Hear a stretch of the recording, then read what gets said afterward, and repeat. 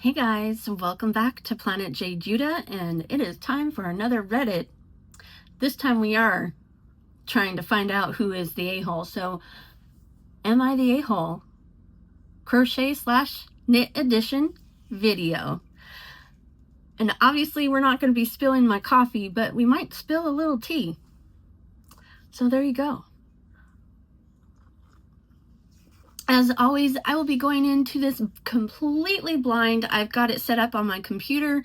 I will key in a few keywords and see if I can find a story relatively new, hopefully within the last week, if not last month, and see if we can't find any crazy Am I the a-hole stories.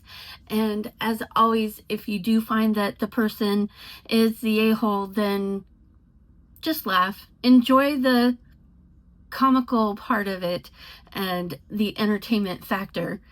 I don't want any negative vibes going to them, so just enjoy the video, get a cup of something good, and let's get into it. Okay, so this is more of a discussion than it is a am I the a-hole? Although, are they the a-hole? I did skim through it because it was very difficult for me to find a knitting story in any kind of time frame. This one was posted 5 months ago. So I did expand back to a year ago, and the headline is, "Your first ever attempt at a hobby should not be a gift." Now, I personally would probably not give something that I did for the first time ever as a gift, but I don't see why it couldn't be. I mean, obviously there's going to be mistakes, but then again, in general, crafting is filled with a lot of mistakes. We just hide it really, really well. So let's see what it had to say, and then we'll get into the comments. A couple of years ago, someone posted in Am I the a-hole? Because their first knitting attempt, and in parentheses it's a blanket, was awful and full of holes, and the poor sod they made it for didn't like it.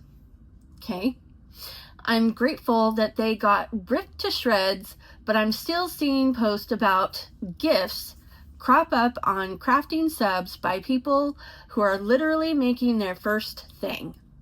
It's so nice they have a new hobby. It's so nice they want to make a gift. But why be so arrogant as to assume your first ever attempt will make a decent present? It will be awful, as it should be. I mean, obviously this is their opinion. I can't say that the first attempt at anything is going to be awful, because some people are just really talented, and even though they are trying something for the first time, they hit it out of the park, so to speak. So I can't say that your first ever attempt at something should not be a gift. That's my opinion.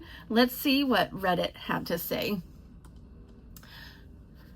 My very first knit item, and in parentheses it says, cast on by my grandmother because according to her, I should focus on the stitches first, was a scarf made for my now husband way back in 2006.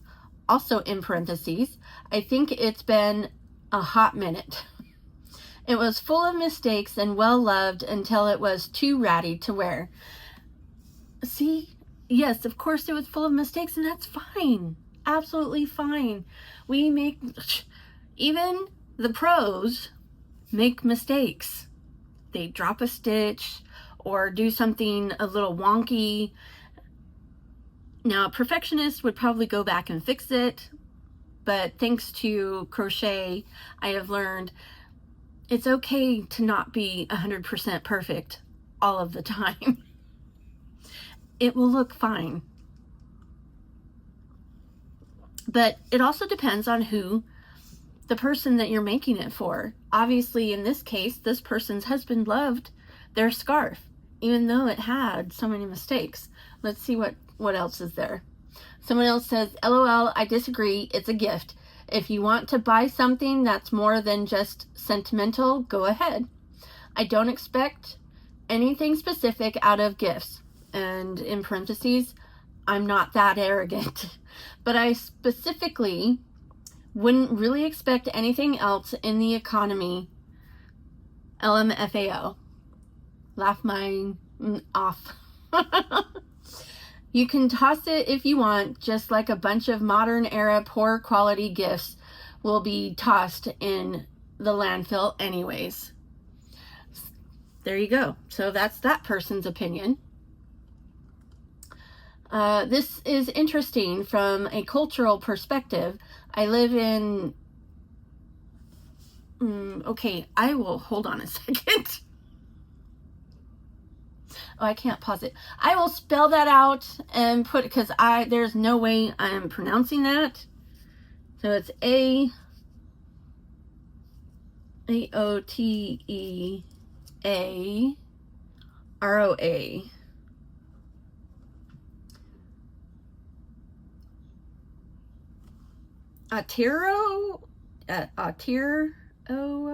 Never mind. Not even gonna try. And started learning, and I'm not gonna be able to pronounce that either. It's weaving with flax. One of the first things I was taught was that it's customary to give away the first item you make. Very interesting. That is really cool. Okay, so I want to look into our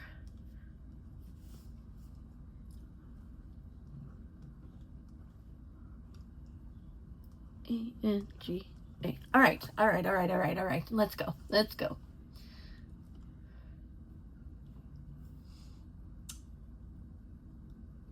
And someone commented to that comment and said, your culture sounds more like community focused than in the US. I think it depends on the relationship between the gift giver and receiver. A parent should always love a handmade gift, as it signals that your child, and in parentheses, especially a teen or adult children, in quotes, is sharing something they enjoy. That is a gift within itself. Right. Someone else commented, my oldest sister was my crafting fangirl. I loved her dearly, and we had a very special sisterly bond. Our mother died when I was 15 and she was 26. She stepped into the maternal role. I started crocheting at 10. I made my first Afghan at 17 or 18. It was pretty awful. It was Tunisian crochet and marled. It was ridiculously crooked, but she loved it and absconded with it. When I knit my first pair of DK socks, she snatched those too. She wore them constantly in bed. She said they kept her toes toasty. She passed away, oh my goodness, in 2021, and I miss her terribly. Oh, that's such a special story. And like, yeah, exactly. I guess it depends on the person that you're giving the gift to, and irregardless of whether it's your first attempt or your millionth and one attempt, it shouldn't matter. It's a gift literally made by your hands with love in mind, and that is what should be cherished. And for anyone to not like it because it's not perfect, well, that's on them. So there you go. Now I'm gonna try and stop crying and get on to the next story. Oops. All right, so this one was posted 6 days ago, and we're in crochet. And the headline is, am I the a-hole for being persistent about my commission? And it says, needs advice. without reading, just going by that beginning statement, I would say no. Only because if this is something that is how you're making your living, I mean, obviously you can do sales and all of that kind of stuff, but you really need to be persistent so that people don't take advantage of you, because this is your livelihood and you are worth whatever it is that you have set as the parameters for your commission. But let's go ahead and read it and then see what Reddit has to say. I have a friend who takes crochet commissions and I paid her for one. Okay, so this is not the crocheter. This is the purchaser. Okay. So see, there we go. Let's see what let's see what else. It was a small commission. However, she still hasn't delivered mine. Every time I politely ask her for an update, she seems annoyed and even threatened to cancel the commission if I kept bringing it up. At this point, it feels like she's forgotten about it. Am I the a-hole for simply asking for updates? It's been months since I paid for the commission, full payment. And then there's an update, and the update is talk things out with her and she'll get it done in a few days. Okay, so being from the purchaser's perspective, granted, as a crafter myself, it does take a lot of time. And I have, as a matter of fact, my first ever balaclava.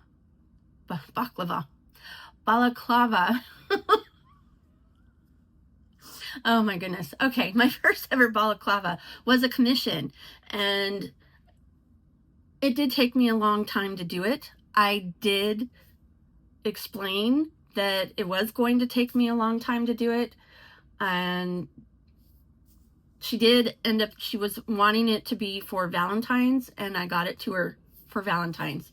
But that being said, first and foremost, as the creator, you really need to put a timeline, set them up with a timeline so that they have an idea as to when to expect it. And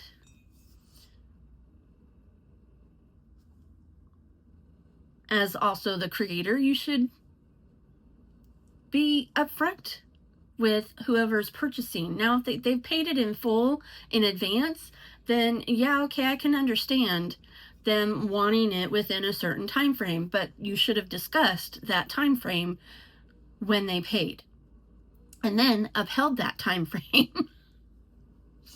I didn't really have a full time frame on my commission, but I did give her, I have a lot of stuff going on. I will get it done. I'm trying to get it done within this certain time frame. And then we did end up getting it officially done. However, she did not pay me in advance. She did bring me the yarn. Excuse me. She did bring me the yarn to use to make it, but she didn't pay me in advance. And not that that's neither here nor there. That being said, let's see what Reddit had to say.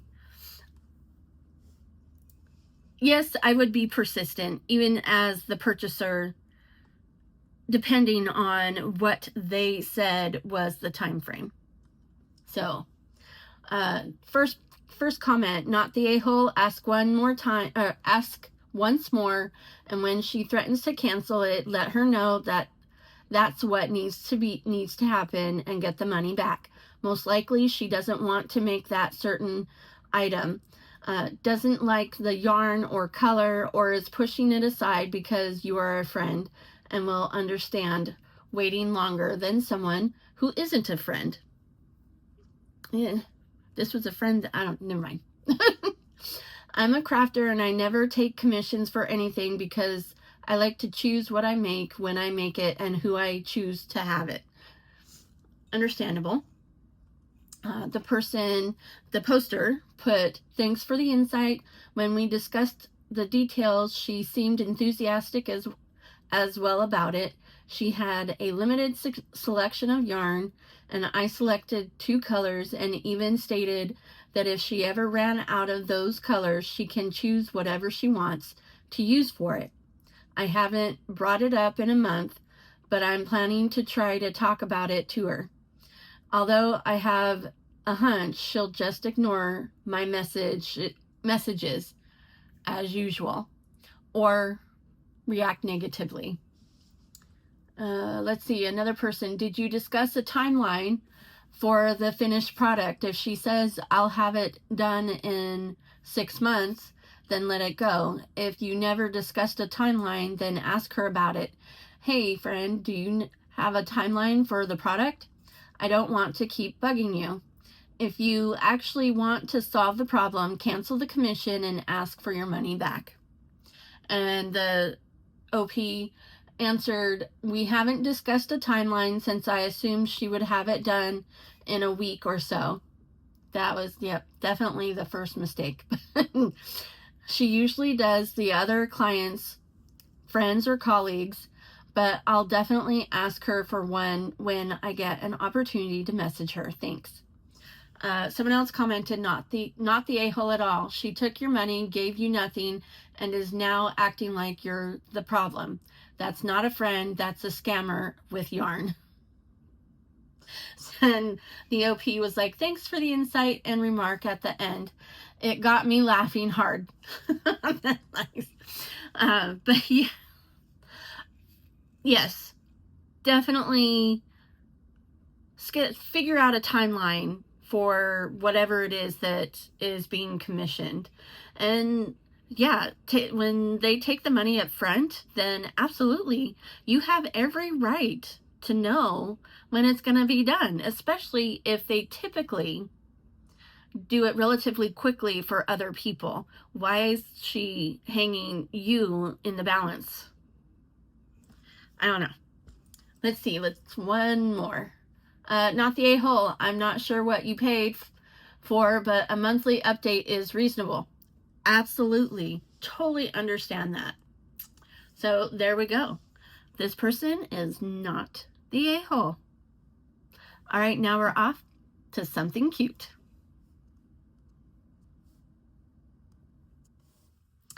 Alrighty, I have found something cute. And I want to first say congratulations to Lyra Green. Your socks are absolutely adorable. I love strawberries and I love these socks. They're too cute. But this is what she said: "First socks in a long time. I recently became well enough to knit again after a very long time of awful health.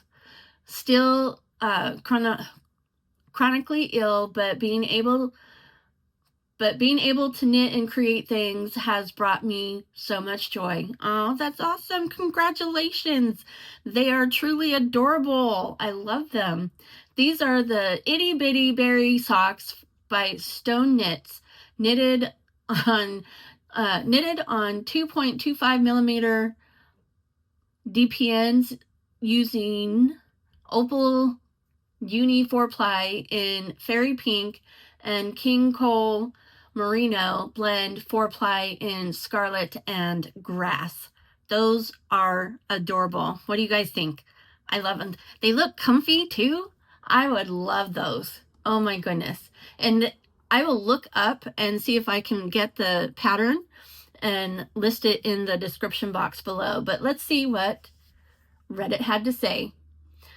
Someone said, "I also cast on a stone knit pattern recently. I will concur these strawberry socks one day." Oh. Lyra answered back, "Which one are you doing?" "I'm planning on doing Tiptoe Through the Tulips next." Oh. And the person boyishly came back with, "The bat ones. Next, I'm going to do the heart ones. The Joyful Colorwork Book 1, not her newest." Okay. And then the chicken ones. "I have a lot of knitting to do." Those sound like fun. Definitely will be linking the website in the description boxes below as well. Someone else commented, these are the most precious things I've ever seen. I need to learn how to knit. Right? Someone else said, look at the adorable scallop detail on the cuff. Now I want to know how to do that. Okay. Let's see. I love these. What kind of heel and toe are they? They look so neat.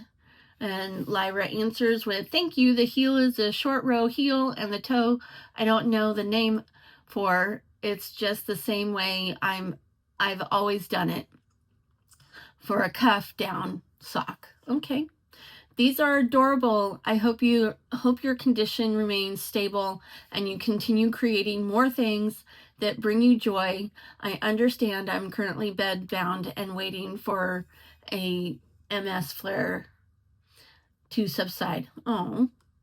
And Lyra answered, thank you so much. I have ME and was bedbound in a crash for 2 weeks before I finished these. I hope your flare ebbs soon.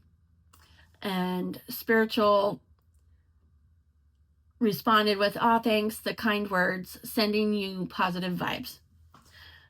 Very cool. Gotta stay with our community. And let's see what else.